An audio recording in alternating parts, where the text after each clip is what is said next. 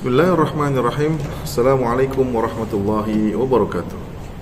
Alhamdulillah, wassalatu wassalamu ala rasulillah wa ala alihi wa sahbihi wa mawalah. Pemirsa yang dirahmati Allah, siapa yang tidak pernah mendengar tentang pinjaman online? Semua di antara kita pasti sudah pernah mendengar pinjaman online. Memang di dalam kitab-kitab fikih klasik tidak dikenal dengan yang namanya pinjaman online.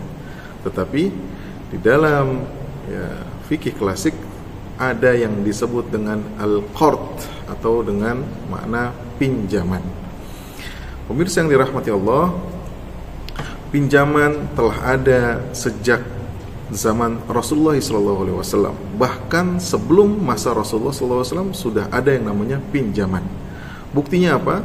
Rasulullah SAW pernah meminjam gandum kepada orang-orang Yahudi untuk kebutuhan pokoknya.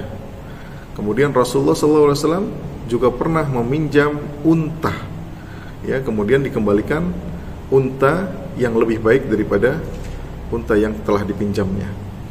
Pemirsa yang dirahmati Allah, adapun pinjaman online, ini berarti adalah pinjaman yang dilakukan sama seperti Rasulullah SAW, cuman dengan aplikasi yang berbeda. Kalau dulu hanya 4 rukunnya, yaitu peminjam, kemudian yang lawannya, kemudian ada barangnya yang dipinjam, dan ada ijab kabulnya. Kalau dulu semuanya harus bertemu, berjumpa. Kalau sekarang pinjaman online tidak mesti ketemu, sebagaimana yang sudah pernah kita bahas, yaitu jual beli online. Jual beli online tidak perlu berjumpa sesama para pelaku usahanya. Adapun pinjaman online, walaupun tidak berjumpa, tetapi sekarang sudah ada aplikasinya dengan syarat iming-iming KTP, kemudian rekening, sudah dapat dapat pinjaman dari penyedia pinjamannya. Akibat pinjaman online yang dimudahkan oleh para penyedia, maka kita sudah bisa mengetahui banyak sekali permasalahan-permasalahan yang ada. Sekarang kita ingin membahas bagaimana sebetulnya pinjaman online itu dari perspektif Islam.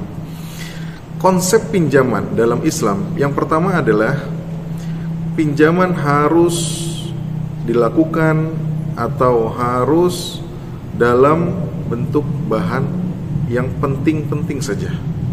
Bagaimana maksudnya?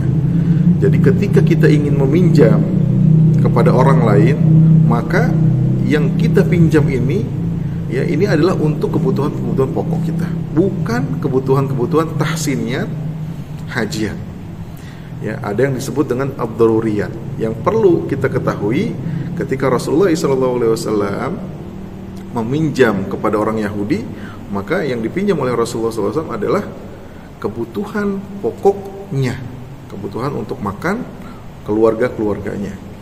Adapun sekarang yang kita ketahui, orang-orang, anak-anak muda yang baru punya gaji, kemudian teman-temannya pakai gadget yang baru, kemudian mereka apa yang mereka lakukan? Yang mereka lakukan adalah meminjam pinjaman online dengan kebutuhan-kebutuhan yang bukan darurat tadi. Kebutuhannya bukan darurat, tetapi kebutuhannya adalah yang sekunder atau yang premier, yang kita sebut tadi dengan hajat atau tahsiniyat. Contohnya seperti apa? Dengan maraknya toko online, kemudian di situ banyak promo, kemudian di situ juga ada pembayaran yang dengan biasanya pay later, letter, titik-titik letter, bayarnya belakangan. Maka teman-teman, saudara-saudara, masyarakat kita banyak yang terjebak di dalam jual beli dengan pinjaman tersebut. Padahal sebetulnya tidak perlu dia melakukan pinjaman tersebut. Kenapa? Karena masih punya gadget, masih punya handphone yang lama. Akibat karena lifestyle-nya, karena teman-temannya, bi'ah lingkungannya, mereka mendukung seperti itu, akhirnya walaupun dia tidak punya gaji yang belum seberapa, tetapi dia sudah meminjam yang lebih dari yang lebih daripada itu. Ya, misalnya gajinya hanya 2 juta, 3 juta, 4 juta, tetapi dia harus menyicil yang lebih daripada itu. Bagaimana dia bisa membayarnya? Inilah yang kemudian orang-orang masyarakat kita akhirnya mereka terjebak dengan pinjaman online. Tidak main-main. Ya, kalau sudah terjebak, maka biasanya didatengin oleh DC, debt collector. Tidak tenang hidupnya, diteror terus yang namanya handphonenya. Sehari-hari di WA, sehari-hari di message, sehari-hari di telepon, bahkan didatangi ke rumahnya atau ke kosannya. Ini yang menyebabkan salah satu yang tidak diperbolehkan dalam pinjaman. Jadi pinjaman boleh atau tidak? Boleh. Yang pertama, kalau kebutuhannya darurat. Kemudian yang kedua, dalam pinjaman disebutkan dalam surat Al-Baqarah ayat 282, ayat terpanjang yang ada dalam Al-Quran. Ya ayyuhalladzina amanu idza tadayantum bidainin ila ajalin musamman faktubuh. Nah, ini adab termasuk salah satu yang dipersyaratkan di dalam pinjaman. Kenapa? Karena di dalam pinjaman kita mesti mengetahui bahwa pasti ada tempo yang dilalui. Kalau terjadi apa-apa, bagaimana kalau tidak ada saksi? Bagaimana kalau tidak ada surat? Bagaimana kalau tidak ada kwitansi? Maka ini bisa menjadi bukti.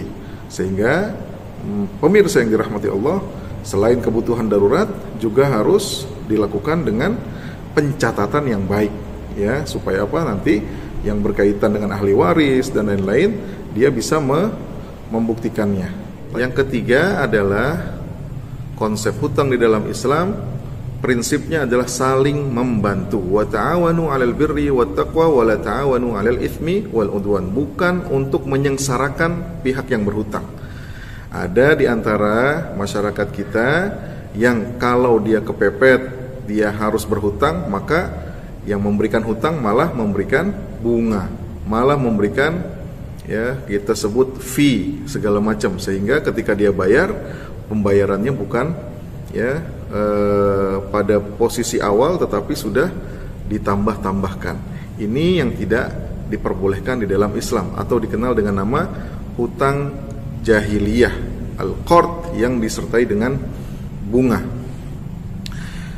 Masyarakat kita sudah banyak terjebak dengan perilaku-perilaku hutang yang demikian.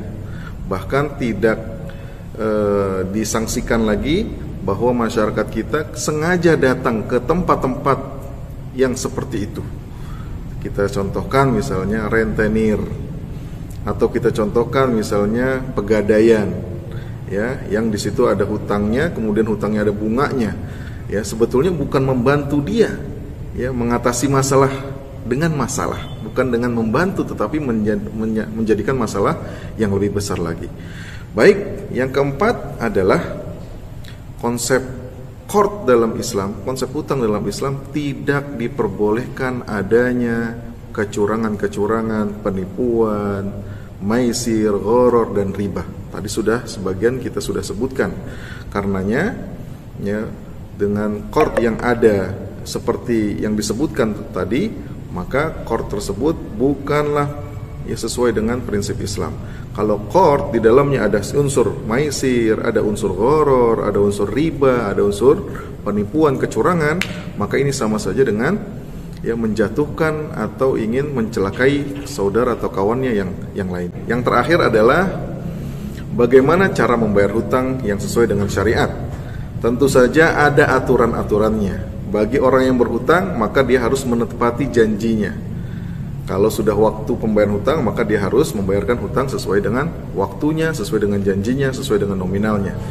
Dan bagaimana kalau misalnya dia tidak mempunyai anggaran, dia tidak mempunyai uang untuk membayar hutangnya? Sudah semestinya dia memberitahukan kepada pemberi hutang bahwa saya ada masalah, bahwa saya tidak bisa membayarkan hutang pada tepat pada waktunya. Barangkali ada keringanan-keringanan. Ini yang diajarkan di dalam Al-Quran.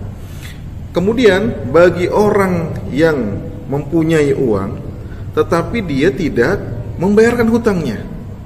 Ibarat kata dia punya uang dia ya terus-menerus mengulur-ngulur waktu untuk membayar hutangnya. Nah, ini dikatakan dalam hadis Rasulullah SAW, matlul ghani zulmun, zalim yang seperti itu. Ya, jadi kalau memang kita sudah ada waktu untuk membayarnya dan sudah punya uangnya, maka kita sudah semestinya memberikan hutang tersebut atau membayarkan hutang tersebut. Bagaimana kalau misalnya memang tidak mempunyai uang untuk membayarnya? Disinilah Islam memperlihatkan adab-adabnya. Disinilah Islam ada rahimnya, kerahiman kepada saudara-saudaranya. Ya, orang-orang yang susah, ya tidak mampu, maka sudah semestinya diberikan keringanan. Kalau diberikan keringanan artinya ini memberikan kemudahan-kemudahan bagi orang lain. Kalau ini dilakukan oleh saudaranya, oleh manusia kepada manusia yang lain, maka sebetulnya Allah Subhanahu wa taala sangat mencintai yang seperti ini. Bahkan dalam satu hadis Rasulullah mengatakan, barang siapa yang memudahkan urusan manusia yang lain, saudaranya yang lain, maka Allah sendiri yang akan memudahkan urusan nanti di akhirat. Jadi kalau kita nggak punya uang, kita ngobrol ya kepada orang-orang yang memberikan hutang tersebut, kita minta waktu. Ya, kalau memang sudah tidak memungkinkan lagi, barangkali pelit, maka bilang saja dengan apa adanya. Barangkali saudara kita yang memberikan hutang itu akan memutihkan atau menghapuskan sebagian atau keseluruhan dari hutang-hutang yang kita sudah pinjam itu. Inilah ya adab-adab, inilah salah satu konsep hutang ya dari apa yang sudah diajarkan oleh Rasulullah SAW. Baik, mudah-mudahan apa yang disampaikan bermanfaat. Jazakumullah, barakallahu fikum. Wassalamualaikum warahmatullahi wabarakatuh.